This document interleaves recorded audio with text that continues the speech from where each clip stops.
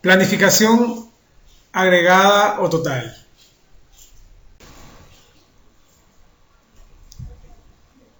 Toda empresa, ¿verdad?, lleva a cabo un proceso de planificación, el cual va a guiar las operaciones y las decisiones tanto estratégicas como tácticas de la organización. Básicamente, el proceso de planificación de cualquier empresa se puede dividir en tres etapas.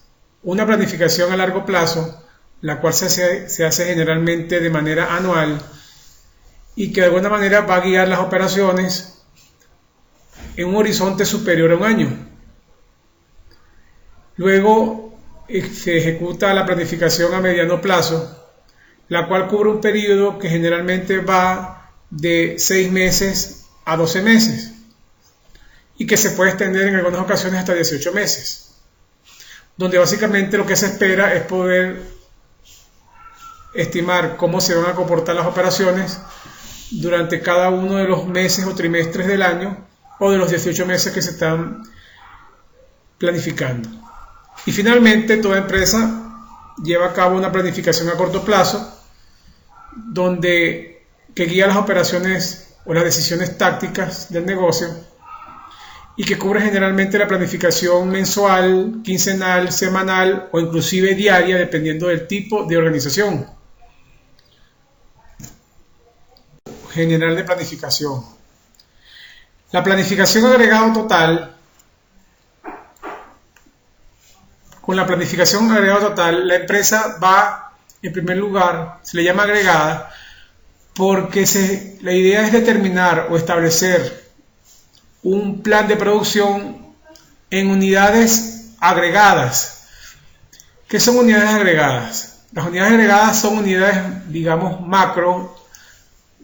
Estaríamos hablando de la planificación de las familias de productos o grupos de productos que la empresa produce y comercializa.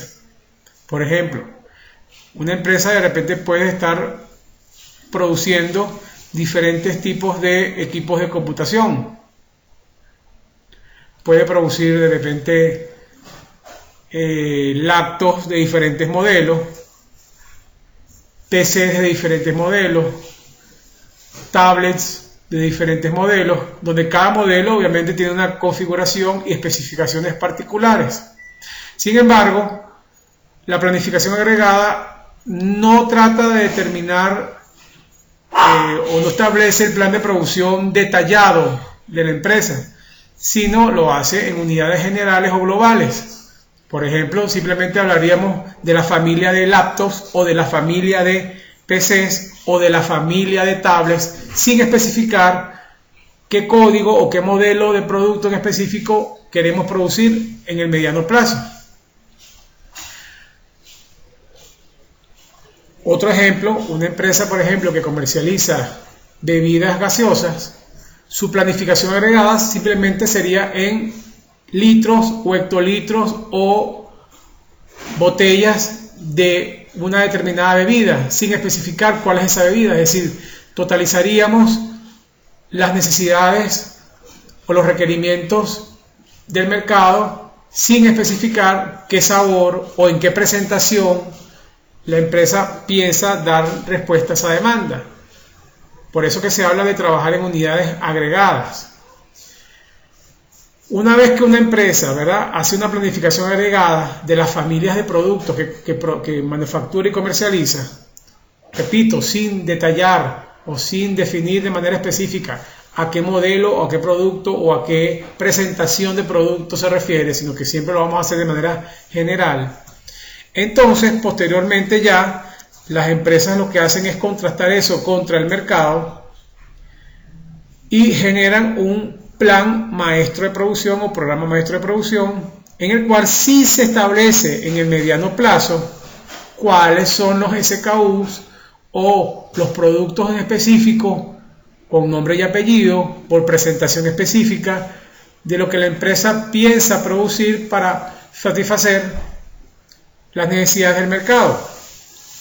Entonces la diferencia entre un plan agregado de producción y un plan maestro de producción es que el plan agregado se hace de manera macro, general, en unidades agregadas, En el caso más detallado sería planificar familias de productos o segmentos de productos, mientras que en el programa de maestro de producción o plan maestro de producción sí se desarrolla una planificación por producto, por SKU, especificando cada artículo que se quiere producir con sus presentaciones en el tiempo. Ambas planificaciones se realizan en el mediano plazo. La planificación agregada generalmente utiliza un horizonte de tiempo que puede ser mínimo 6 meses, máximo 12 o 18 meses. El plan maestro de producción no tiene que llegar al nivel del plan agregado. Generalmente el plan maestro de producción puede abarcar entre 3 y 6 meses. Ya cada empresa decide qué tan amplio hace ese plan maestro de producción en cuanto al horizonte de tiempo. Pero suele ocurrir que el plan maestro de producción tiene un horizonte de tiempo de planificación un poco menor que el de la planificación agregada o total.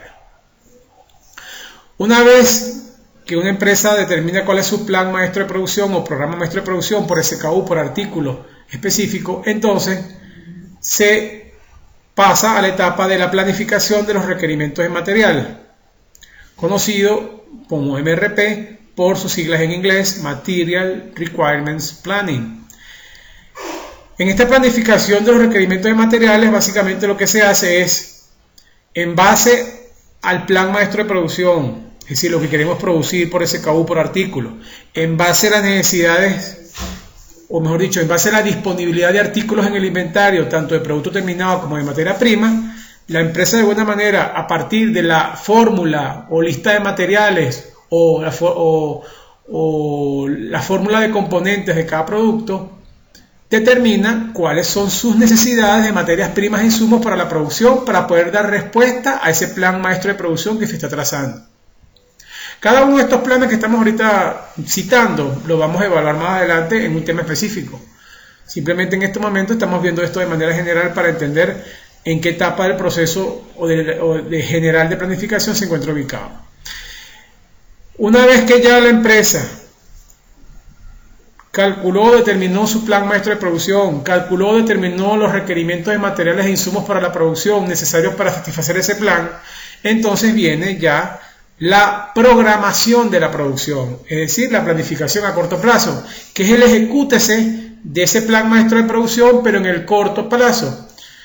Es decir, cuando hablamos de la planificación a corto plazo es que ya conocido el plan maestro de producción, ya conocido los materiales con los cuales disponemos y que tenemos en planta para la fabricación, entonces se empiezan a generar órdenes de producción y se programan estas órdenes de producción a lo largo del tiempo, generalmente en el mes, quincenalmente, semanalmente o diariamente, y se determinan con qué recursos, en qué momento, con qué instalaciones, con qué maquinarias se van a generar o ejecutar cada una de estas órdenes o pedidos de producción, siempre en el corto plazo. Esta rama que vimos corresponde a las empresas de manufactura.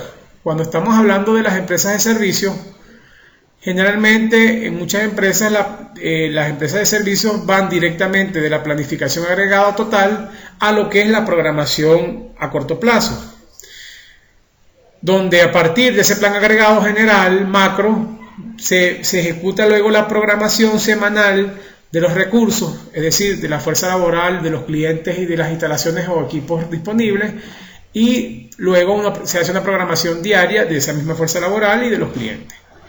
Recordemos que una empresa de servicios es, por ejemplo, una aerolínea. Entonces, una aerolínea, por ejemplo, en primer lugar, cuando hace su planificación agregada, determina, por ejemplo, cuántos vuelos espera de buena manera proveer a sus clientes a lo largo de un año entre las diferentes rutas. Pero de alguna manera simplemente hablamos de vuelos en forma general, de esas rutas. Cuando hablamos de la programación ya de esas rutas, es porque vamos a establecer en la programación con qué avión, qué día, a qué hora, con qué piloto, con qué personal a bordo vamos a satisfacer ese plan de vuelo. Entonces la planificación agregada de una aerolínea sería de manera general, macro, sin establecer los recursos, mientras que la programación ya implica la asignación de recursos y establecer ya esas rutas o esos vuelos por fecha, por hora, con qué tipo de avión se va a generar y cuál sería la tripulación que nos va a acompañar para poder satisfacer eso. Ahora, ¿por qué en este caso de las empresas de servicio vemos que como que pasa directamente? Como que si no existiera una planificación de requerimientos de materiales. Esto no es del todo cierto, pues. Lo que pasa es que las empresas de servicio consumen quizás menos materiales de lo que usualmente consume una empresa de manufactura. Pero las empresas de servicios sí se consumen materiales. Por ejemplo, si yo voy a planificar un vuelo desde Caracas hasta Italia, tengo que de alguna manera determinar cuántos platos de comida voy a servir, cuántas botellas de refresco o de bebidas alcohólicas voy a servir durante la línea, cuántas servilletas voy a necesitar, si voy a dar de alguna manera material POP a los pasajeros, también tengo que determinar cuánto material POP voy a asignar. Okay, también obviamente un avión implica el consumo de combustible, de lubricantes y de insumos para que ese avión pueda volar, de tarjetas, de boletos, boletería. Okay, entonces de alguna manera, aunque pareciera que cuando suministramos un servicio no hay o no se consumen insumos porque pareciera que no hay un proceso de manufactura, resulta que sí hay consumo de insumos, de materiales, y que por lo tanto entre la planificación agregada y la programación de las órdenes de trabajo en una empresa de servicio pudiera haber entonces una planificación de requerimientos de material para poder tener los materiales o insumos requeridos para poder brindar ese servicio de la mejor manera.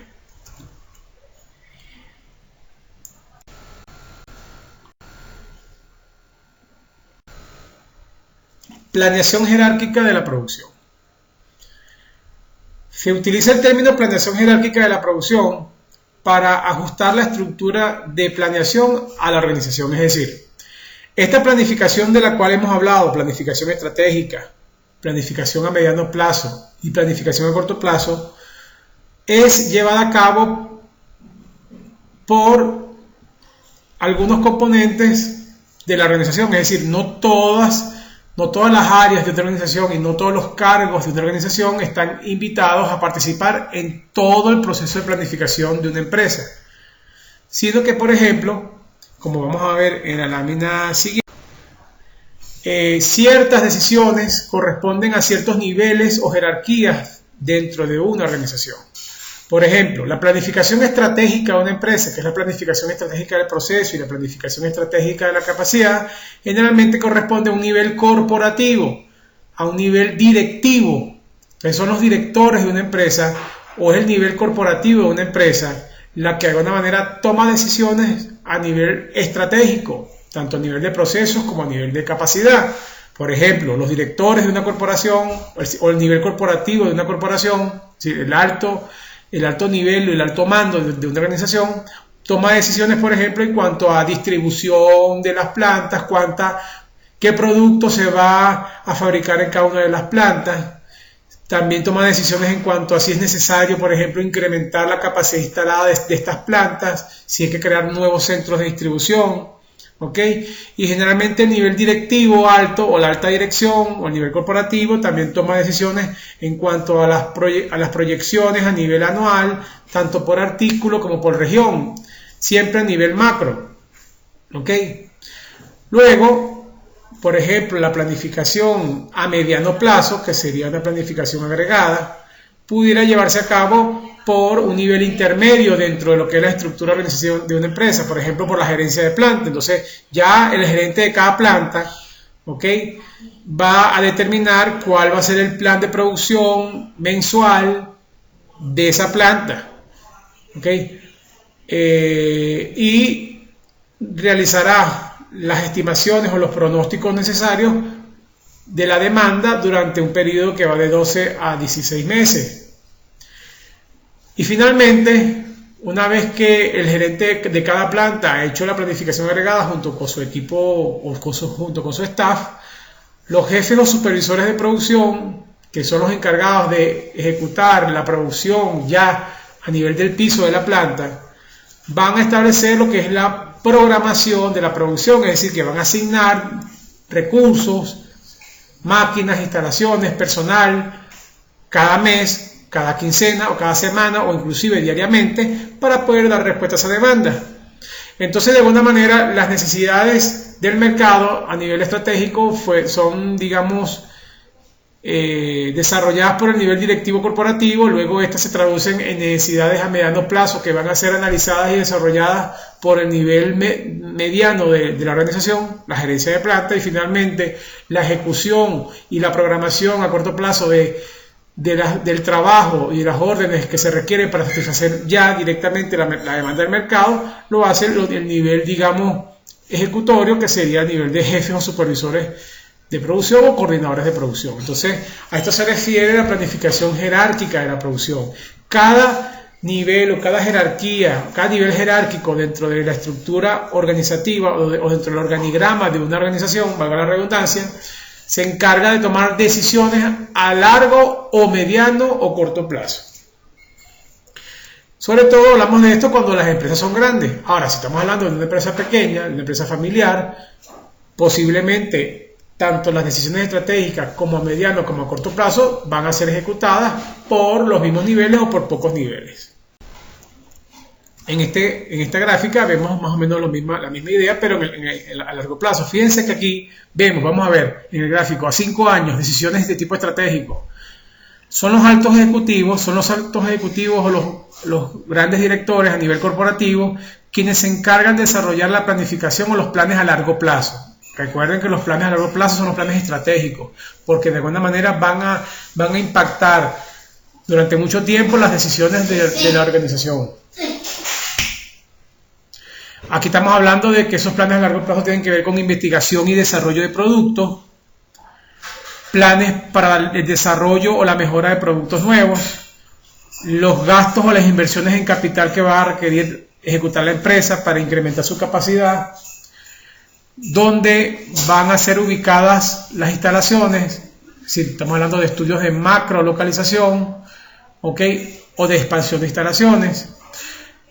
Son decisiones que, repito, toma el sector directivo o corporativo de una empresa y que abarca un horizonte de tiempo que supera los 16 meses y que pueden ir a 5 o 10 años.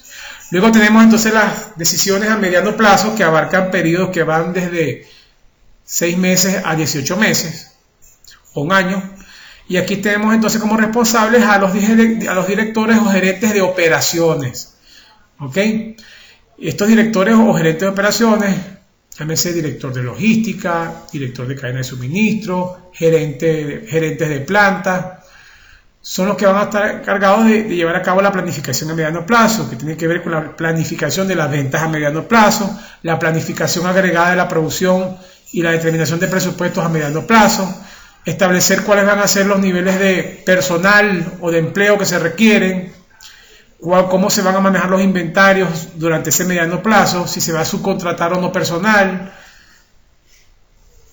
Y finalmente, ya en el nivel, digamos, ejecutorio del día a día, del mes a mes, de la semana, que es la planificación a corto plazo, le corresponde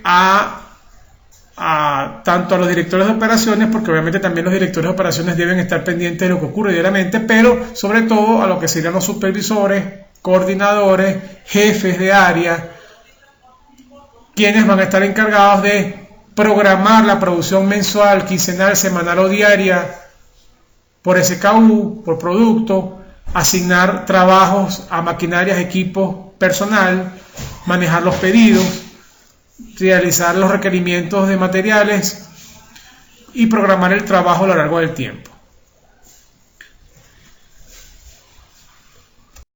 Planificación. Entonces la planificación no es más que la fijación de objetivos a lo largo del tiempo. Por ejemplo, satisfacer la demanda dentro de los límites de recursos disponibles al menor costo. También la planificación implica determinar los pasos a seguir para poder lograr los objetivos. Entonces, no solamente planificar es visualizar lo que queremos hacer o hacia dónde queremos ir, sino que debemos establecer un plan de acción para poder lograr esos objetivos y alcanzar o cumplir con las metas de producción previstas, ya sea en el largo, mediano o corto plazo. Por ejemplo, es necesario contratar más mano de obra, es necesario hacer sobre tiempo, es necesario alquilar equipos, es necesario comprar materia prima. Son decisiones o acciones que hay que tomar para poder cumplir con los objetivos de la planificación. Y también la planificación implica obviamente el uso del tiempo, es decir, establecer fechas de inicio y finalización de cada uno de esos planes de producción, ¿ok? Y también de cómo se van a manejar los recursos a lo largo del tiempo. Por ejemplo, comenzar a contratar en enero y finalizar la contratación de personal a final de marzo. También la planificación implica la asignación de responsabilidades para que cada quien se encargue de hacer lo propio para poder lograr los objetivos establecidos. Entremos de lleno a la planificación agregada, porque hasta ahora hemos visto de manera general el proceso de planificación. Planificación agregada. Definición. La planificación agregada se ocupa de combinar la oferta, es decir, lo que nosotros somos capaces de producir con nuestra capacidad instalada, actual, con la que tenemos en el mediano plazo, con la demanda de producción a mediano plazo, es decir, cómo yo con la capacidad que actualmente tengo, con la línea de producción que actualmente dispongo, pudiera yo dar respuesta a la demanda a mediano plazo, donde esa demanda se va a proyectar entre 12 y 18 meses. Como dijimos antes, el término agregada implica que la planificación se realiza para una sola medida general de producción, o cuando mucho para algunas cuantas categorías o familias de productos agregados. También la planificación agregada significa combinar los recursos adecuados en términos generales o globales. El objetivo de cualquier planificación agregada va a ser establecer los niveles generales, macros de producción en el corto y mediano plazo para dar frente a una demanda fluctuante o incierta, haciendo uso de la capacidad disponible. Como resultado de un proceso de planificación agregada, van a tomarse decisiones para poder dar respuesta justamente a esa demanda a mediano plazo. Por ejemplo, se van a tomar decisiones en cuanto a la necesidad de hacer horas extras, trabajar un turno, 2 turnos, 3 turnos, contratar o despedir personal, subcontratar producción a través de un tercero, variar la tasa de producción del sistema o cómo hacemos para modificar la tasa de producción del sistema, jugar con los inventarios a lo largo del tiempo. La planificación agregada no solamente determina los niveles de producción que se van a requerir para poder satisfacer la demanda, sino también establece, y lo que es más importante, con qué recursos vamos a dar respuesta a esa demanda. Y nuevamente, cuando hablamos de recursos, estamos hablando de con qué maquinarias, equipos, instalaciones vamos a dar respuesta, con qué personal vamos a dar respuesta, en qué turnos vamos a dar respuesta, con qué materiales vamos a dar respuesta. Es decir, cuál es la combinación óptima de recursos que nos van a permitir de alguna manera satisfacer la demanda a mediano plazo. Un aspecto dentro de la planificación agregada es que en la planificación agregada se supone que las instalaciones son fijas y que no se le pueden ni ampliar ni reducir. ¿Por qué? El objeto de la planificación agregada es, bueno, ahorita en este momento, con los equipos e instalaciones que dispongo, ¿cómo puedo dar respuesta a la demanda a mediano plazo? Porque, por ejemplo, tomar la decisión de incrementar la capacidad a través de la compra de equipos o a través de la incorporación de nuevas líneas de producción en una empresa, estas decisiones de incorporar nuevas líneas de producción o nuevos equipos generalmente son decisiones que toman tiempo, que pueden tomar 6, 12 o más de un año en poder tener o poder usar esa capacidad nueva instalada, y por lo tanto ya estaríamos hablando de decisiones de tipo estratégico, cuando realmente lo que queremos con la planificación agregada es dar respuesta en el mediano plazo a las necesidades que ya tiene el mercado con lo que yo actualmente tengo. En todo caso, lo que sí podemos hacer a nivel de lo que es el mediano plazo es, por ejemplo, contratar personal, hacer sobre tiempo, incrementar los turnos de producción, variar la tasa de producción con los mismos equipos e instalaciones disponibles, o en todo caso subcontratar producción o subcontratar algunos procesos o servicios a través de terceros. ¿Cuáles son los requisitos para la planificación agregada? En primer lugar, debemos establecer una unidad global lógica para medir tanto las ventas como la producción. Por ejemplo, en el caso de una empresa que produce y comercializa bebidas gaseosas, como decimos antes, aunque esta empresa pueda vender y producir diferentes tipos de sabores, presentaciones, por ejemplo, colita, uva, manzana, piña, naranja, colas negras, colas rojas, a pesar de que hayan todas estas presentaciones, esos sabores, y a pesar que haya diferentes tipos de presentación, como puede ser en botellas de 250 mililitros, en botellas de medio litro, en botellas de 2 litros, en lata, ¿ok? Independientemente de esto, nosotros decimos, bueno, vamos a medir la producción agregada, por ejemplo, en hectolitros de producto. Independientemente de la presentación, todo lo vamos a medir en hectolitros y va a ser nuestra única unidad global lógica para medir la venta y la producción.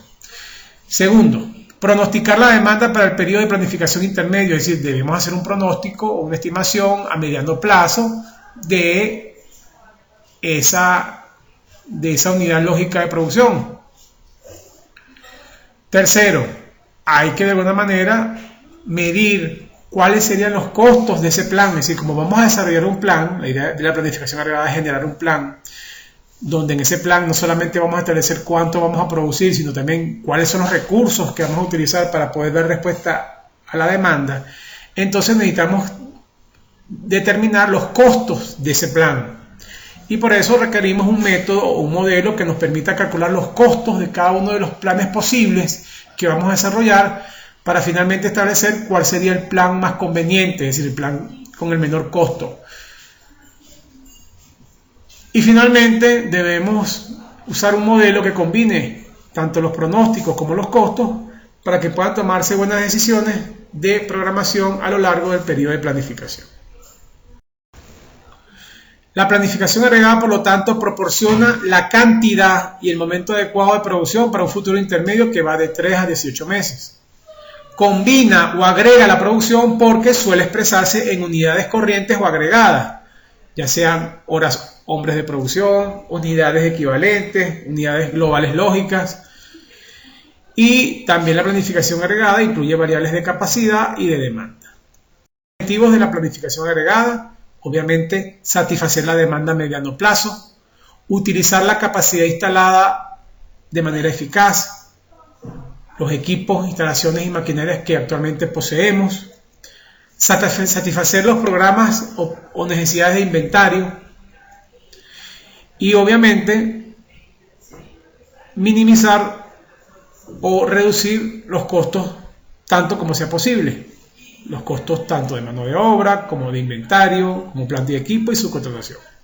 Cada plan, nosotros básicamente lo que vamos a hacer es formular diferentes planes agregados y luego establecer cuál es de esos planes agregados el más conveniente, evaluarlo, donde uno de los aspectos obviamente decisorios es el costo. Aquí hablamos quizás de minimizar costos, no todos los métodos de planificación agregada implican una minimización de costos, porque solamente aquellos métodos de optimización, donde básicamente recurrimos a la investigación de operaciones como herramienta, nos pueden permitir de alguna manera determinar el plan cuyo costo es mínimo.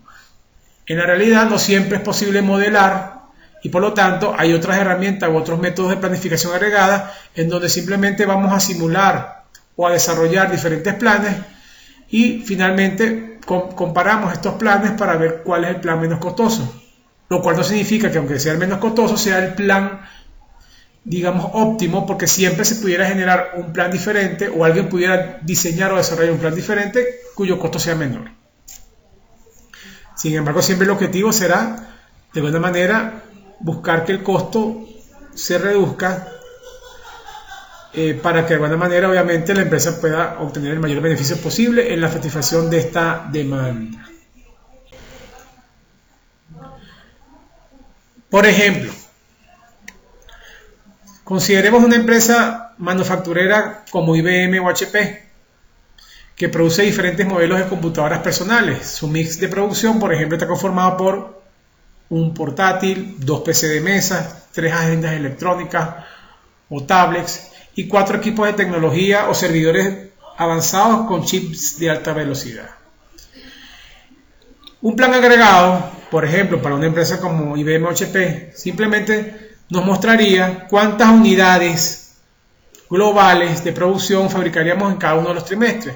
Por ejemplo, en el primer trimestre, en enero, fabricaríamos 150.000 unidades, en febrero 120.000, en marzo 110.000, y así sucesivamente veríamos en unidades agregadas el plan de producción de la empresa. Vean que este plan que se ve en el cuadro no especifica qué modelo de portátil o qué PC de mesa o qué agenda electrónica o qué servidor de alta tecnología vamos a producir. Simplemente estamos hablando de una producción global, sin establecer, repito, por SKU o por artículo el detalle.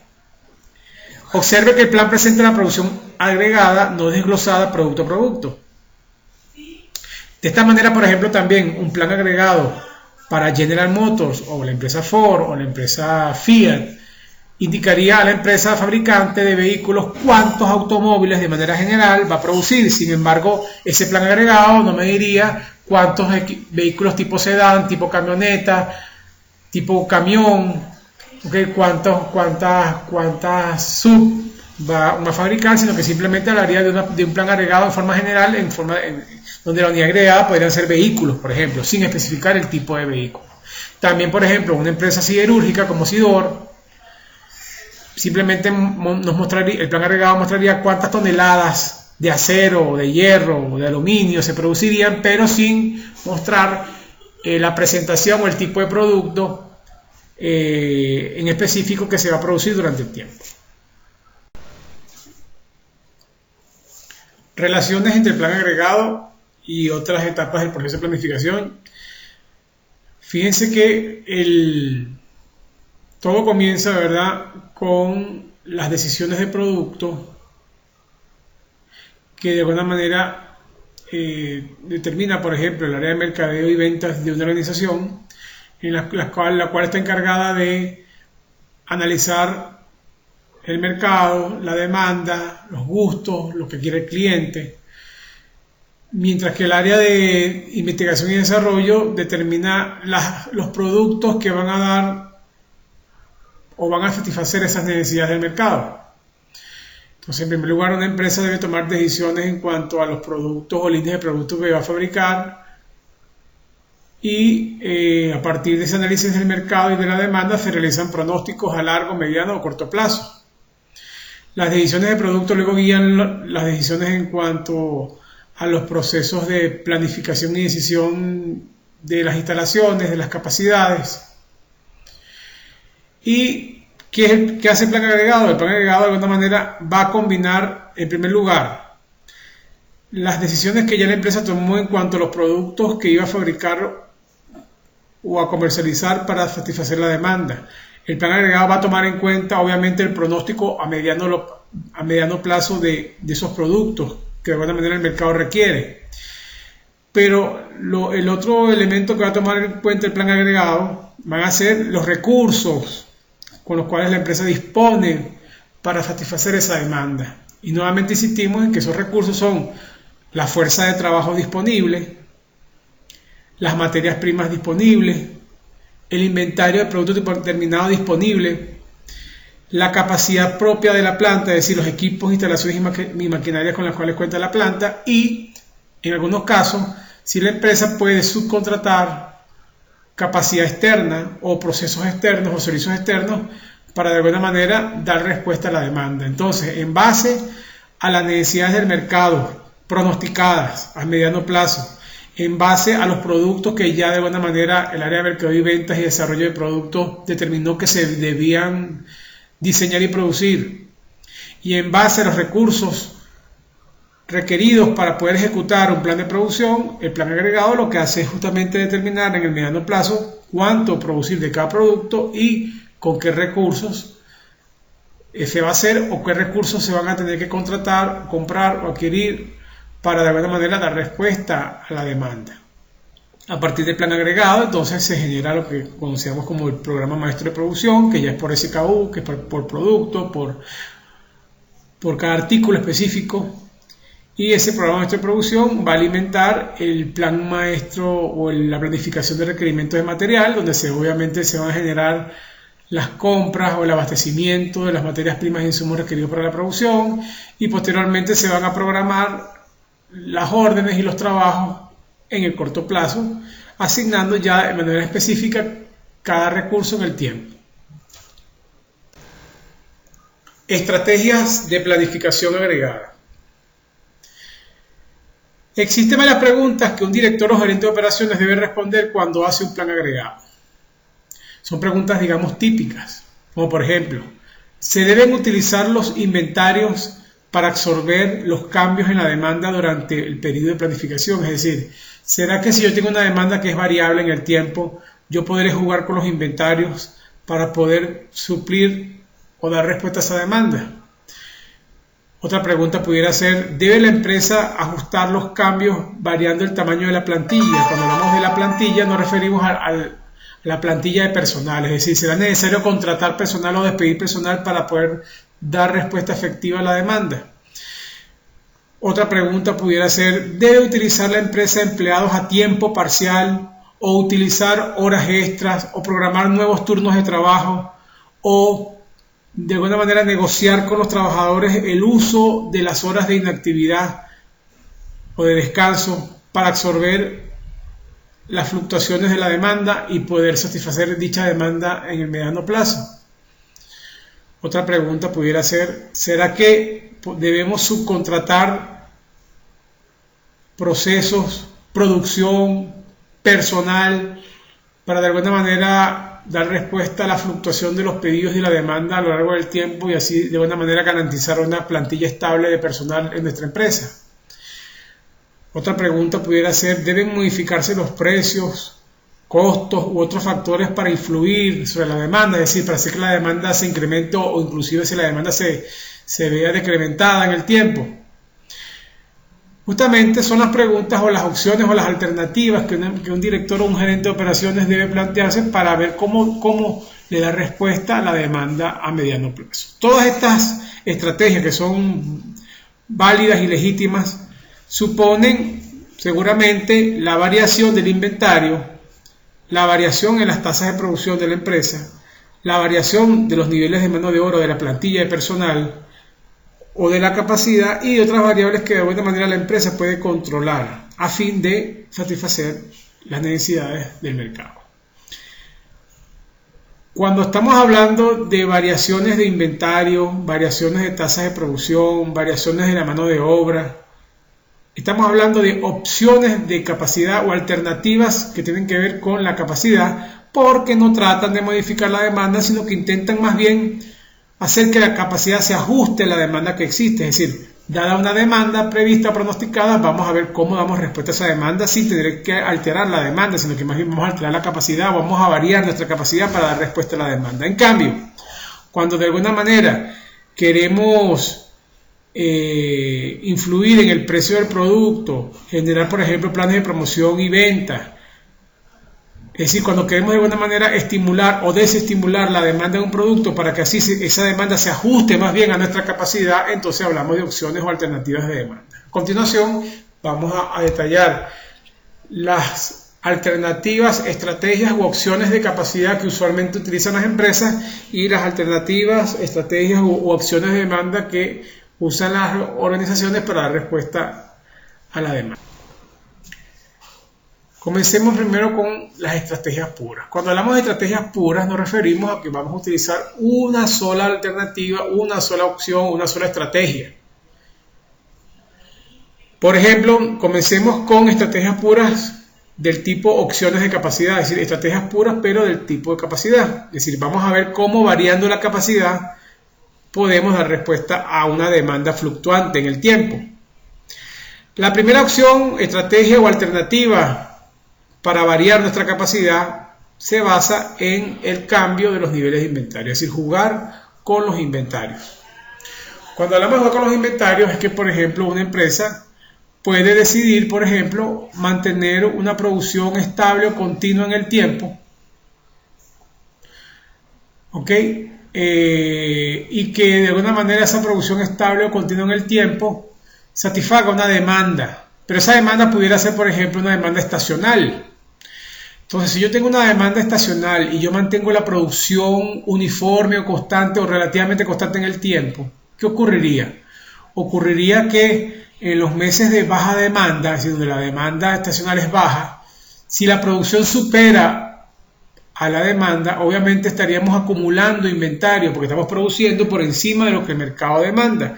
Entonces estaríamos incrementando el inventario y por lo tanto incurriendo en costos de mantenimiento de inventario. Pero luego entonces ese inventario acumulado que se va acumulando en nuestros almacenes, cuando viene la estacionalidad alta, es decir, cuando vienen los picos altos de venta, empezaría a consumirse y pudiera ocurrir entonces que de pasar de una situación donde teníamos exceso de inventario y estamos incurriendo en costos de mantenimiento, pasamos entonces luego en un pico a hacer que básicamente nos quedemos sin inventario y que entonces incurramos en costos de escasez o agotamiento. Entonces, repito, una empresa pudiera tomar dos decisiones. La primera, mantener una producción estable y jugar, y donde básicamente al mantener la producción estable los inventarios van a crecer, es decir, se van a acumular inventarios a lo largo del tiempo, lo cual va a implicar incurrir en costos adicionales de mantenimiento, o van a haber momentos en el tiempo, dependiendo de la estacionalidad, donde van a haber escasez o agotamiento, entonces vamos a incurrir en costos de los backorders o backlogs. Entonces la empresa tiene que evaluar si esos costos de mantenimiento o esos costos de los backorders o backlogs son, digamos, aceptables, si están dentro de lo que la empresa pudiera presupuestar. Pero también la otra opción sería, por ejemplo, de que la empresa simplemente trabaje al estilo just in time, es decir, que la producción vaya creciendo o decreciendo en función del comportamiento de la demanda a mediano plazo. Es decir, si tengo una estacionalidad donde obviamente sé que ya la demanda va a disminuir o las ventas van a disminuir, entonces yo haría que la producción se ajustara a la demanda y que obviamente mis inventarios se minimicen o se reduzcan, porque siempre voy a producir solo lo necesario. Entonces, una empresa debe decidir si mantiene una producción estable o continua en el tiempo e incurre, por lo tanto, en costos de mantenimiento adicional o en costos de escasez o agotamiento, o si por lo contrario la empresa decide producir justo lo necesario, hacer que de alguna manera la producción persiga a la demanda, ¿ok? Una especie de just in time, donde solamente produzco lo necesario y con eso entonces básicamente incurriría en pocos costos de inventario. Pero, por otro lado, pensemos en que esa estrategia de persecución de la demanda, donde obviamente vamos a hacer que nuestra producción sea o se parezca mucho a la demanda mes a mes o semana a semana, tiene también como parte negativa que estaríamos en algunos casos subutilizando la capacidad instalada, o tuviésemos que de alguna manera estar subutilizando los recursos disponibles en el tiempo, y eso también puede implicar un costo.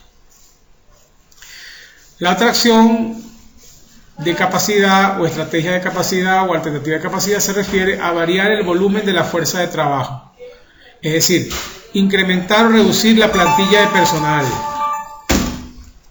Es decir, contratar o despedir temporalmente gente.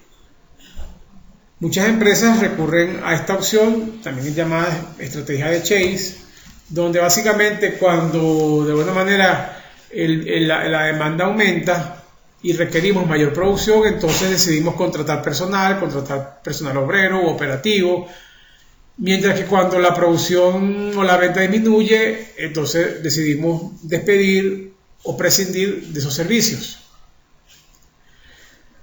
De alguna manera, el contratar y despedir gente de manera continua genera efectos negativos. Los efectos negativos básicamente están relacionados con la desmotivación del personal, porque obviamente en un entorno o en una organización donde de alguna manera continuamente las empresas contraten y despiden gente con una rotación muy alta, entonces vemos que los trabajadores están sometidos a estrés, sienten que de alguna manera no hay estabilidad laboral y por lo tanto no tienden a rendir o a tener la misma eficiencia en el tiempo, porque siempre están a la expectativa de qué va a pasar con ellos. A diferencia de una empresa donde básicamente la empresa decide mantener una fuerza de trabajo constante o una planilla de personal constante, uniforme, donde de alguna manera va a haber mayor estabilidad y va a haber una eficiencia quizás mayor Por otro lado está el efecto de la curva de aprendizaje. El efecto de la curva de aprendizaje se refiere a que un operador, un trabajador, un obrero, un operario, no logra o no alcanza su nivel estándar de producción inmediatamente, sino que él requiere un tiempo para aprender.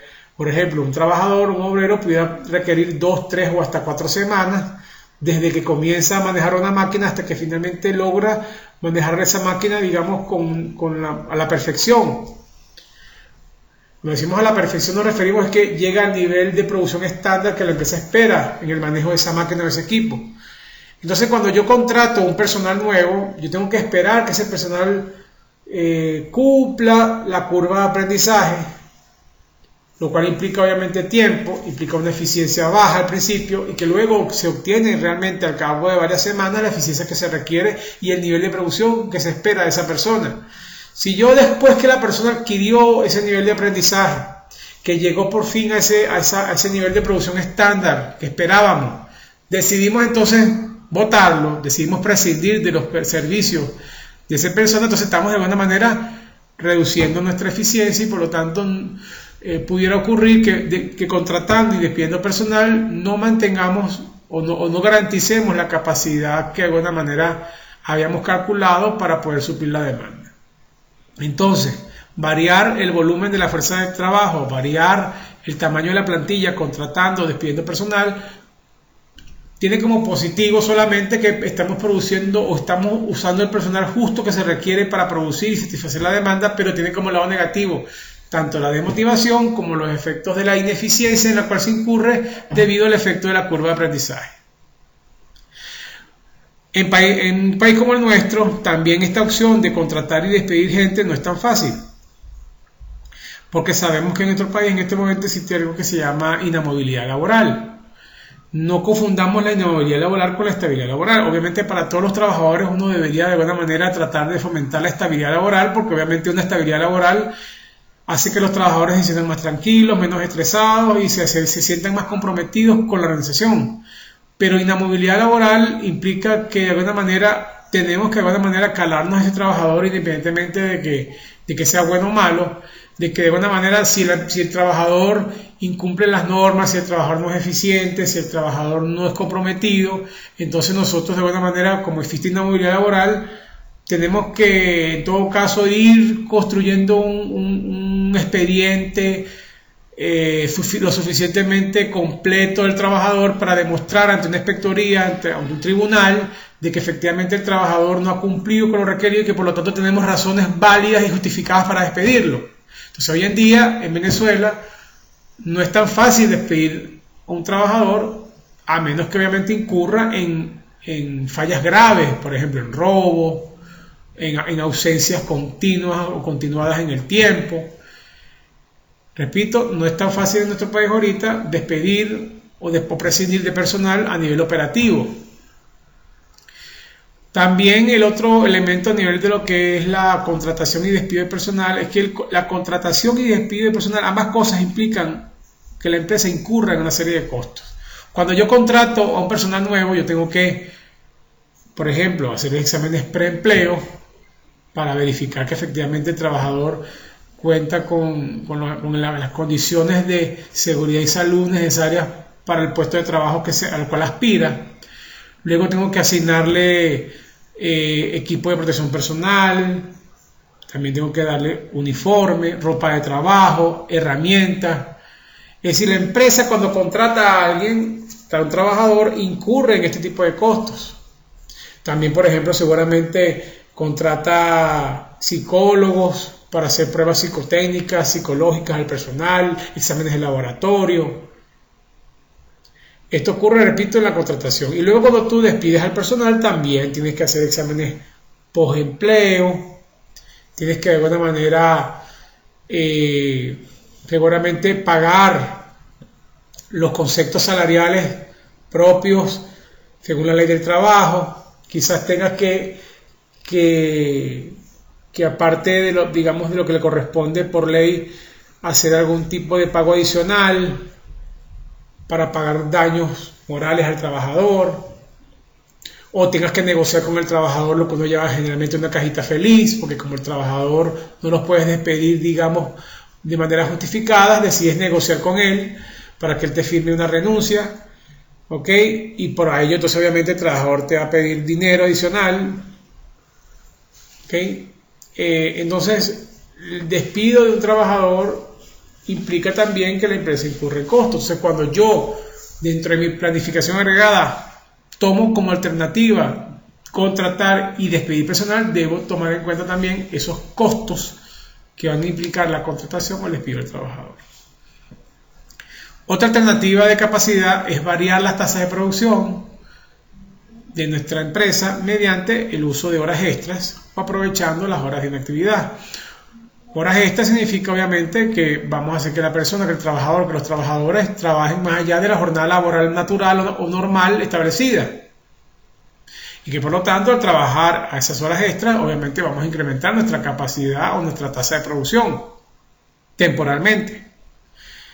Y aprovechar las horas de inactividad significa que, por ejemplo, en los tiempos previstos para los descansos, no sé, de repente tenemos previsto que un trabajador almuerce en 2 horas o 1 hora, negociamos con el trabajador para que en vez de almorzar 2 horas, almuerce solamente 30 minutos y por lo tanto podemos aprovechar que esas 1 hora, 1 hora y media del tiempo del almuerzo o de los recesos que están preestablecidos en el desayuno o en las pausas de trabajo, para que en vez de que el trabajador descanse, obviamente siga trabajando y obviamente tengamos una tasa de producción mayor y por lo tanto una capacidad de producción mayor durante ese tiempo adicional.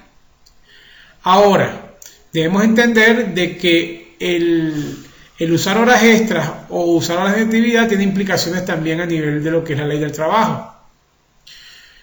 Primero, yo no puedo obligar a un trabajador a realizar horas extras. Tengo que negociar con el trabajador el que él quiera hacer horas extras.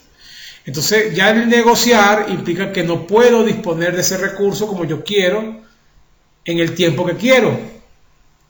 ¿Okay? Voy a depender de que él acepte o no hacer las horas extras. Generalmente en un país como el nuestro a los trabajadores les encanta hacer horas extras, porque obviamente las horas extras se pagan a un costo adicional o implican un costo mayor, sobre todo si estamos hablando de horas extras nocturnas o estamos hablando de horas extras fines de semana. Entonces no solo debemos pagar esa hora extra, un costo que usualmente es mayor y puede inclusive ser el doble de la hora de trabajo habitual o normal. ¿Ok? Y cuando estamos hablando de las horas de inactividad, hay que tener cuidado porque la ley establece, y sobre todo la LOCSIMA establece, que se debe garantizar el descanso al trabajador, y pudiéramos entonces estar incurriendo en el incumplimiento de leyes y reglamentos, que si un trabajador a posterior decidiera denunciar a la empresa porque de alguna manera no se están cumpliendo con esas horas de descanso, entonces obviamente hay un riesgo de multas para la empresa, ¿okay? O de indemnizaciones hacia el trabajador producto de haber utilizado las horas de inactividad. Entonces son cosas que las empresas en la práctica usan, pero que de alguna manera asumen riesgo y asumen también los costos asociados al uso de esa hora extra o al uso de esa hora de inactividad. También la ley del trabajo establece límites en cuanto al uso de las horas extras, es decir, yo no puedo poner a un trabajador a laborar más del 20% del tiempo regular o normal disponible. ¿Okay? De hecho, la ley del trabajo establece, creo que son 110 o 120 horas al año que un trabajador puede hacer horas extras, y esas horas extras deben estar, digamos, distribuidas en el tiempo. Ya cuando yo supero esas 120 horas extras, ya entonces estoy entrando en una ilegalidad. Entonces, de hecho, hoy en día las horas, antes cuando uno hacía horas extras no simplemente las programaba, las planificaba con el trabajador, las acordaba con el trabajador y las ejecutaba. Pero la nueva modificación en la ley del trabajo venezolana obliga a las empresas a que antes de ejecutar la hora extra se debe de alguna manera someter esto ante una inspectoría del trabajo, y la inspectoría del trabajo quien decidirá si se justifica o no la hora extra, porque muchas empresas en el pasado, a fin de no contratar más personal, utilizaban las horas extras como mecanismo de alguna manera de reducir la nómina o de minimizar la nómina de personal. Entonces nuevamente entramos de que hacer horas extras o utilizar las horas de actividad en países como el nuestro tiene una serie de riesgos, porque repito, podemos ser denunciados ante ante la Inspectoría del Trabajo, podemos ser denunciados ante el ISACEL por la LOCIMAT, producto de ejecutar horas extras que no fueron preaprobadas, autorizadas, o porque estemos de alguna manera haciendo uso de las horas de descanso a las cuales tiene derecho el personal. Eso desde el punto de vista de los riesgos a nivel legal y de las sanciones disciplinarias o de las multas en las cuales pudiéramos incurrir nosotros. Por otro lado está el costo propiamente de la hora extra. Acuérdense que el costo de una hora extra, repito, es mayor al costo de una hora normal. Y, por ejemplo, si nosotros hoy en día tenemos un trabajador, por ejemplo, que trabaja de lunes a viernes, y nosotros decidimos tomar un sábado, un domingo o un día feriado para hacer horas extra o trabajar todo el día, estamos también obligados a garantizarle al trabajador no solamente el pago de ese sábado, ese domingo, ese día feriado, como doble, sino que también tendríamos que garantizar el descanso al trabajador. Si un trabajador laboró un sábado, yo tengo que obviamente en la semana siguiente darle o garantizarle el descanso cualquier día hábil de la semana por ese sábado, ese domingo o ese día feriado que laboró. Es decir, entonces básicamente la pregunta es, bueno, entonces, ¿cuál era el objetivo de hacer la hora extra o trabajar un sábado si igualito tengo que garantizarle el sábado, el domingo o el día feriado al trabajador más adelante? Bueno, ya esas son decisiones que la empresa tendrá que decidir tomar, qué es lo que más le conviene, porque quizás yo necesitaba, por ejemplo, satisfacer una orden de un cliente esta semana porque el no satisfacerla me iba a traer consecuencias económicas graves o el incumplimiento de contratos con el cliente grave, y yo preferí de alguna manera usar al trabajador el sábado o el domingo para poder dar respuesta al cliente inmediatamente, y luego, bueno, obviamente perder ese día de trabajo adicional durante la semana más adelante con el trabajador. Entonces, bueno, las horas extras o el uso de horas de actividad implica riesgos, implica costos que deben ser considerados a la hora de tomar esto como una opción para incrementar la capacidad. También esa tasa de producción pudiera incrementarse variando las velocidades de las máquinas, de las instalaciones, es decir, llevando a los equipos a trabajar más allá, digamos, de la velocidad normal o del tiempo normal en el cual están diseñados. Esto pudiera implicar también costos adicionales de mantenimiento, desgaste de máquinas, de equipos e instalaciones, todo porque queríamos de alguna manera incrementar nuestra tasa de producción. Hablemos ahora de la opción de subcontratación. ¿Qué es subcontratar? Subcontratar implica que a través de un tercero vamos a generar productos o servicios, o vamos a llevar a cabo algún proceso, un subproceso que generalmente llevamos a cabo internamente en nuestra organización. Por ejemplo, supongamos que nosotros somos una empresa nuevamente de bebidas gaseosas. Nosotros pudiéramos subcontratar el envasado del producto. Quizás en nuestra planta tenemos unas operaciones de mezcla. Okay, generalmente mezclamos y envasamos, pero tenemos más tanques, tenemos más capacidad para mezclar que de envasar. Entonces pudiéramos decidir a través de un tercero que una vez que hemos mezclado, mandamos camiones a otras empresas para que esas otras empresas se encarguen del envasado o el llenado del producto. Entonces quizás nosotros internamente en nuestra planta no tenemos suficiente capacidad para envasar o llenar todo lo que podemos mezclar, pero a través de un tercero, subcontratando lo que es el envasado o el llenado, entonces logramos incrementar nuestra capacidad en términos del cliente. Es decir, porque el cliente al final, el cliente o el consumidor al final no sabe qué hacemos nosotros internamente para generar el producto, nosotros decidimos cómo hacerlo. Entonces la subcontratación puede ser total, puede ser que yo subcontrate toda la producción a través de un tercero, que sí, que ponga un tercero a producir lo que yo usualmente produzco, o una parte del proceso productivo.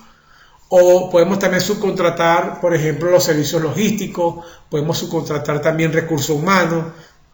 ¿Ok? Cuando hablamos de subcontratar, insistimos en que de alguna manera vamos a tener que pagarle a un tercero, ya sea por el producto, o por el subproducto, o por el proceso que él nos va a brindar, Y con todo esto al final lo que queremos es ganar capacidad. Ahora, la subcontratación por supuesto involucra un costo. Obviamente si yo voy a pedirle a un tercero o a otra empresa que me haga o me ejecute ese producto o ese subproducto o ese proceso, obviamente esa empresa me va a cobrar. Ahora, generalmente el costo de la subcontratación pudiera estar, ¿verdad?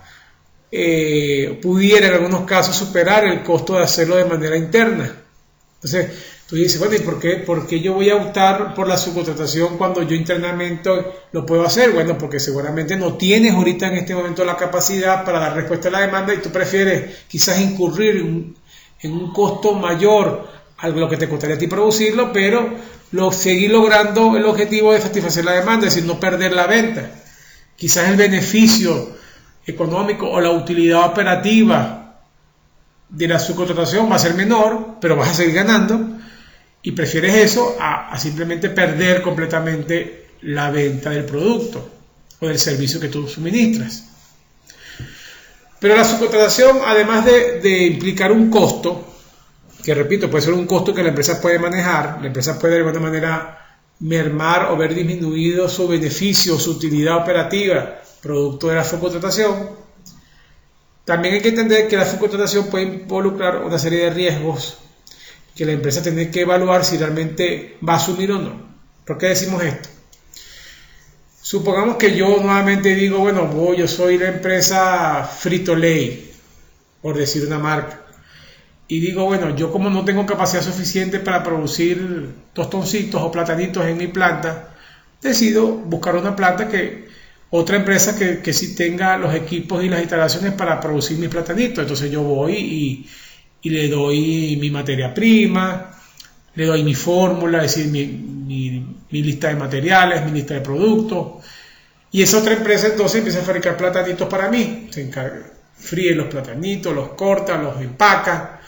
Yo le suministro todo, inclusive las bolsas, los materiales. Ellos simplemente van a colocar la maquinaria, las instalaciones, el personal, y me van a cobrar por ese servicio de cortar, freír y empacar platanitos. Ahora mi pregunta es, de alguna manera yo no estoy revelándole a la otra empresa, parte de mi negocio cuando hago que ella haga ese producto.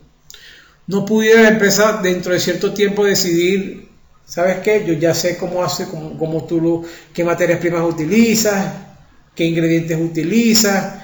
Wow, mira, hago básicamente el mismo producto que tú haces como Frito-Lay, porque obviamente al final el cliente debe percibir que el producto es el mismo y los estándares de producción del producto deben ser los mismos.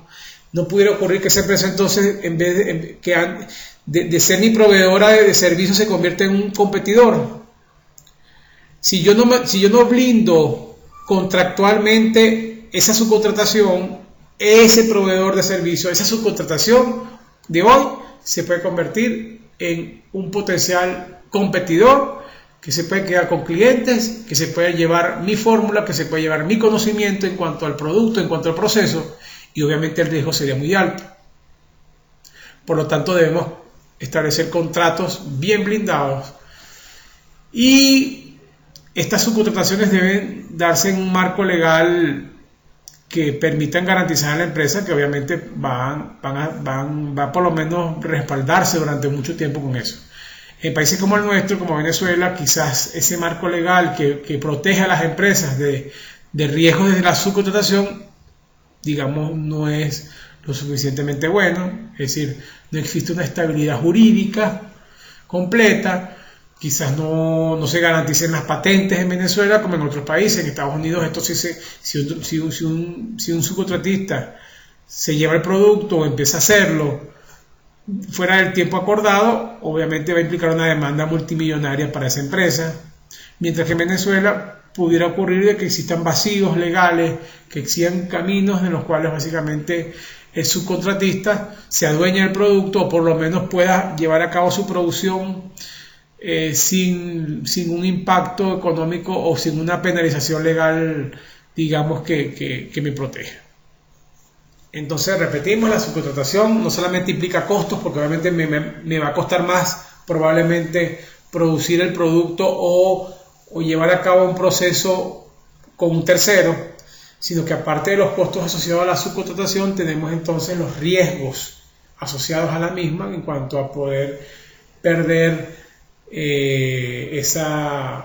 la marca, en que el otro básicamente conozca cómo lo hago, ¿okay? Si esa información confidencial que de alguna manera hacía que mi producto fuera mío y que era único, lo empieza a manejar un tercero. Luego tenemos la alternativa de contratar trabajadores a tiempo parcial.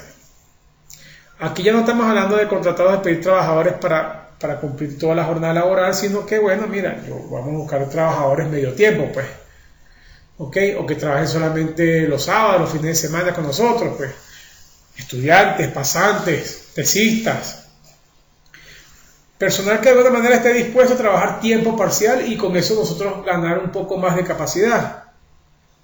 Esta opción en Venezuela cada vez se hace más, digamos, más difícil de utilizar porque la nueva ley de trabajo, ¿ok?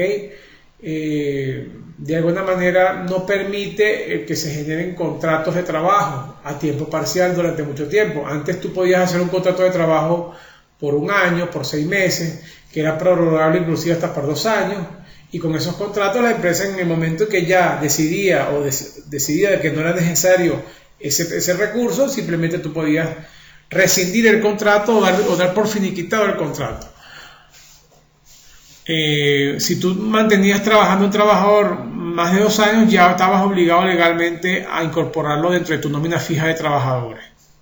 Hoy en día la ley de trabajo, digamos, no nos da esa posibilidad tan amplia de contratar trabajadores, sino que ya nos obliga prácticamente a que los trabajadores después de 1 mes de prueba pasen a ser trabajadores fijos. Nuevamente, cada empresa asume su riesgo y si decide contratar temporalmente a los trabajadores tendrá que asumir las consecuencias legales asociadas a la ley de trabajo y a los costos que eso implica. Finalmente, como opción de capacidad, alternativa de capacidad, tenemos los acuerdos de cooperación. Los acuerdos de cooperación se refieren a que muchas empresas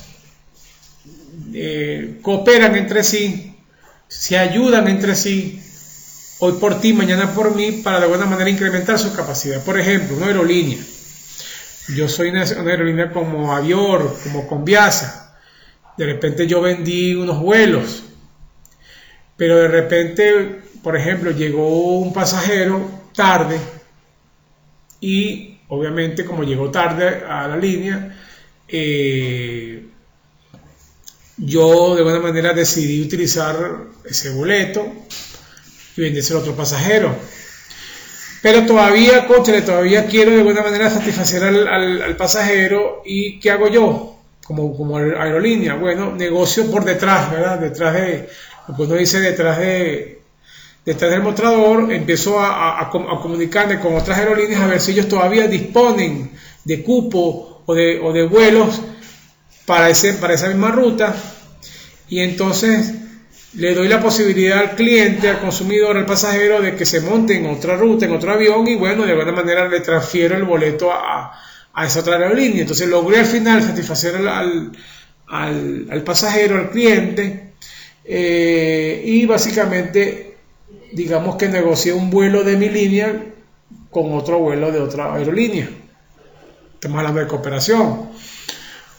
Otra situación, por ejemplo, supongamos que estamos hablando de 2 empresas distribuidoras de productos electrónicos que son competencias, formalmente son competencias, pero de alguna manera detrás de bambalinas son empresas que se comunican, de que manejan los mismos proveedores, donde los directores de esas empresas son compañeros o amigos.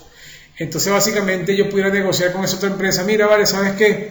Yo tengo una venta de productos en este momento, pero no tengo en este momento los productos aquí, yo los estoy importando, me llegan en 15 días, pero yo para cerrar la negociación con mi cliente, que ya la tengo allí en mano, necesito de esos productos ahorita, ya, ¿será que tú me los puedes facilitar o proveer o vender al costo para yo poder dar respuesta al cliente, y cuando me llegue la importación, entonces yo te los vuelvo a devolver o te los vendo al mismo costo? Entonces las empresas a veces cooperan entre sí para ceder capacidad, para ceder productos, como decimos, hoy por ti, mañana por mí, pero repito, son acuerdos que generalmente están basados en la palabra, en las relaciones personales que existen comerciales de hace tiempo, y con eso las empresas se ayudan, colaboran entre sí y logran incrementar temporalmente su capacidad. Obviamente también hay riesgos asociados a esto, porque pudiera ocurrir de que esa otra compañía o sea otra empresa con la cual yo estoy buscando esa cooperación al final decida echarse para atrás, decida retractarse, o simplemente me quiera cobrar un costo mucho más allá de lo que a mí me costaría hacerlo si lo hubiese hecho directamente. Todas estas opciones que hemos analizado se llaman opciones de capacidad y son estrategias puras siempre y cuando nosotros las ejecutemos de manera independiente, una con respecto a la otra.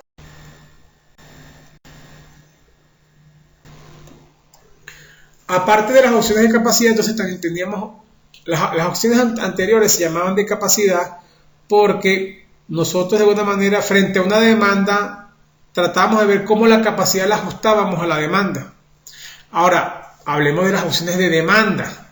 Es decir, ¿qué ocurre cuando yo simplemente quiero mantener mi capacidad y lo que voy a hacer es tratar de que la demanda aumente o disminuya para que se ajuste a la capacidad? Es decir, voy a hacer algo, voy a ejecutar algún tipo de acción o de estrategia para que la demanda aumente o disminuya para que se ajuste la demanda a mi capacidad y no mi capacidad a la demanda.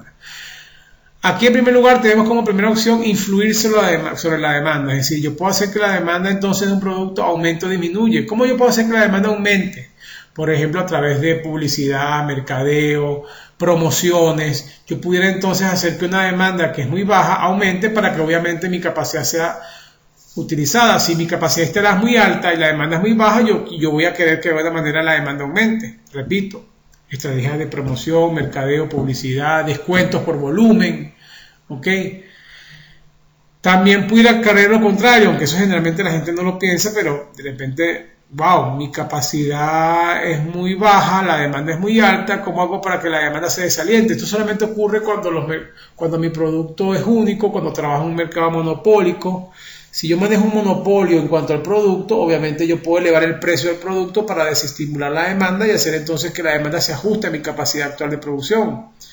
Esta decisión de elevar el precio del producto para desestimular la demanda, repito, es algo que muy pocas empresas pueden hacer y que al final no es una decisión que se pueda mantener en el tiempo porque va a desalentar o desmotivar al cliente, al consumidor, y tarde o temprano los clientes o los consumidores van a buscar productos alternativos, productos sustitutos para poder seguir satisfaciendo sus necesidades. Entonces, repito, podemos influir sobre la demanda de manera positiva a través de estrategias de promoción, mercadeo, publicidad, descuento por volumen, reduciendo el precio para hacer que la demanda aumente y así ajustar mi capacidad a la demanda, o de manera negativa elevando el precio para hacer que entonces la demanda disminuya y se adapte a mi capacidad. La otra opción de demanda sería, por ejemplo, jugar con los que se llaman los backorders, backlogs y reservaciones. Es decir, ¿qué es un backorder? Habíamos dicho cuando vimos inventario que un backorder ocurre cuando yo no tengo producto disponible, ocurre una venta y entonces de alguna manera le negocio con el cliente para que el cliente reciba ese pedido, ese producto en el futuro. Retraso o retardo los pedidos o las entregas a los clientes. Esto implica obviamente que el cliente debe estar dispuesto a esperar por el producto, ya sea por el producto que voy a fabricar o por el producto que voy a importar o a comprar, y estoy postergando la entrega del producto. Se genera un pedido pendiente, un pedido, digamos, retrasado, negativo. Ahora, yo puedo retrasar pedidos, pero eso debe estar negociado con el cliente. Ahora el cliente de alguna manera, ¿verdad? Ese retardo, ese retraso en la entrega del producto puede generar costos para la organización. Costos porque de alguna manera yo pudiera, mientras que el cliente espera, voy a tener que acelerar mis procesos logísticos e incurrir en costos adicionales para poder producir o traerme ese producto. Entonces mis costos se me incrementan, que son los costos del backorder, de los cuales ya habíamos hablado en el tema de inventario. También puede involucrar la pérdida de ventas y un backlog, es decir, un cliente de alguna manera puede decidir, sabes que ya no espero más y por lo tanto me voy a ir a otro productor o a otro proveedor para conseguir el producto, entonces perdí la venta y por lo tanto el costo de ese backlog es la venta perdida por unidad.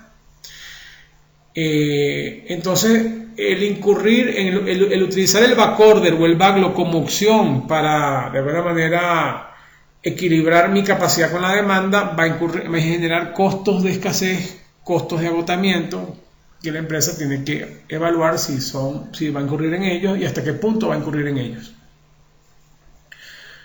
Por último, también tenemos como estrategia de demanda combinar productos y servicios con ciclos de demanda complementarios. Vimos que, por ejemplo, si una empresa maneja una demanda estacional, entonces quizás, por ejemplo, en los meses donde si yo era una empresa que fabricaba trajes de baño, wow, ¿qué ocurre entonces en los meses de invierno, en los meses fríos? Yo entonces tengo que idear productos en esos meses para poder hacer un mejor uso de mi capacidad, y puede ser que de repente entonces, además de fabricar trajes de baño, decida fabricar suéteres o abrigos, para que al final la suma de la producción de los abrigos y los trajes de baño en el tiempo más o menos se nivele, y entonces yo puedo hacer un mejor uso de mi capacidad y satisfacer igualmente una demanda que es de tipo estacional. Entonces estas se llaman opciones de demanda, repito, y tienen como objetivo básicamente influir sobre la demanda, ya sea positivo o negativamente, manejar backorders o complementar la demanda de un producto estacional con la demanda de un producto estacional pero de comportamiento inverso, para hacer un mejor uso de mi capacidad a lo largo del tiempo. Y finalmente tenemos entonces lo que se conoce como las opciones mixtas, que son planes agregados de producción que combinan estas opciones de capacidad o estas opciones de demanda que habíamos descrito anteriormente. Es decir, que de alguna manera yo por ejemplo, puedo decir que en un mes voy a subcontratar, a la vez voy a hacer tiempo extra, o a la vez voy a contratar o despedir personal, o a la vez voy a jugar con los inventarios. Es decir, yo puedo combinar estas opciones y simularlas en un plan y ver cuál al final va a ser el costo de estas opciones mixtas, y elegir entonces al final el plan que más me convenza. Estos planes entonces mixtos pueden constituir una estrategia de alcance, persecución o alcance de la demanda, o también puede ser una estrategia de planificación nivelada, estable o equilibrada de la demanda.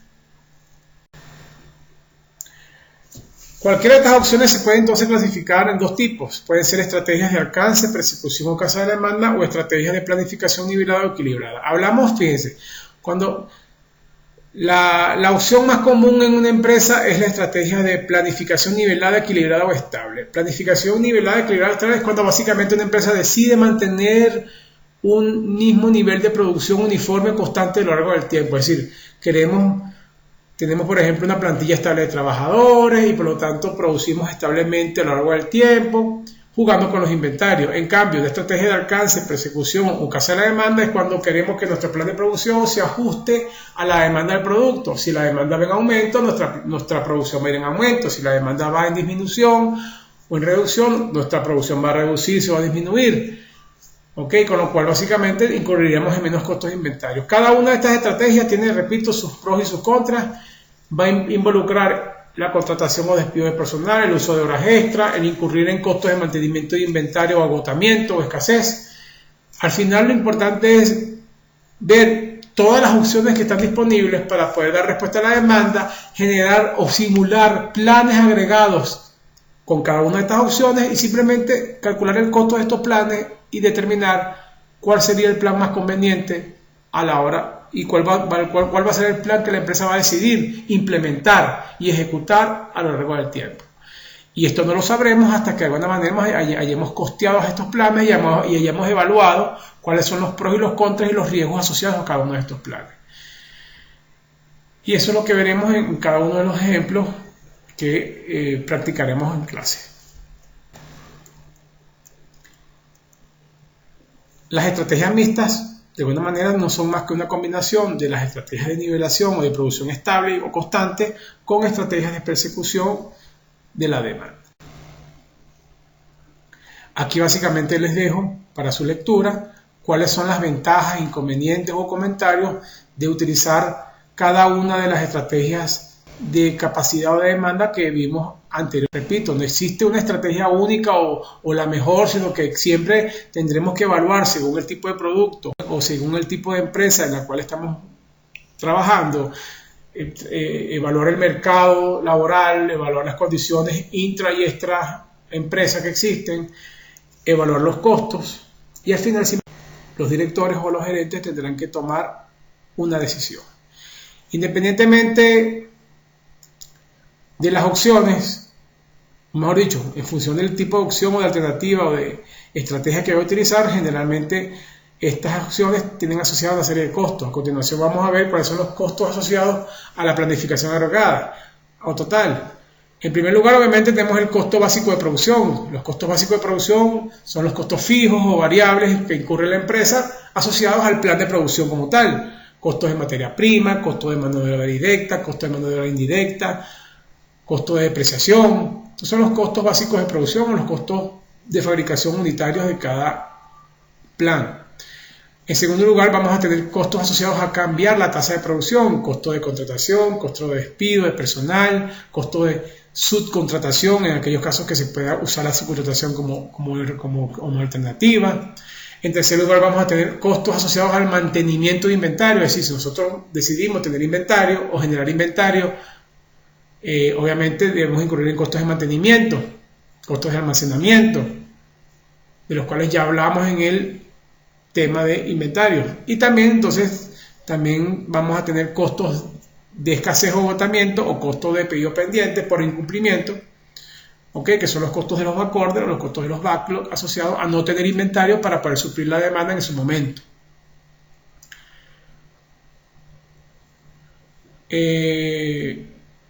Cuando desarrollamos un plan agregado, debemos determinar o estimar todos estos costos posibles para cada plan que de alguna manera simulemos, establezcamos o queramos desarrollar. Y al final, lo importante es entonces determinar cuál es el plan más conveniente, aquel que de alguna manera me reduce el costo o aquel que me genera el menor riesgo asociado a su implementación. Cuando veamos los ejemplos y prácticas en clase, podemos entonces entender de estos costos. Finalmente, vemos que vamos a ver cuáles son los métodos que existen para llevar a cabo la planificación agregada.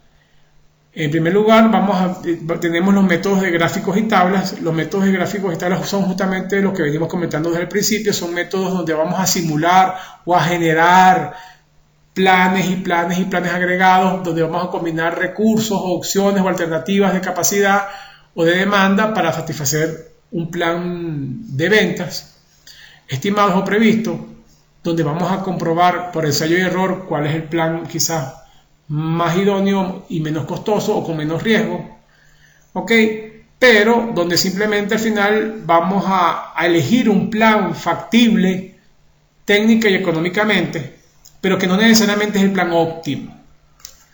En esto consisten los métodos de gráficos y tablas. Mientras que existen métodos matemáticos donde obviamente el objetivo es modelar, tomando en cuenta todos los costos de las alternativas u opciones de las estrategias puras de capacidad o las estrategias mixtas de capacidad y demanda.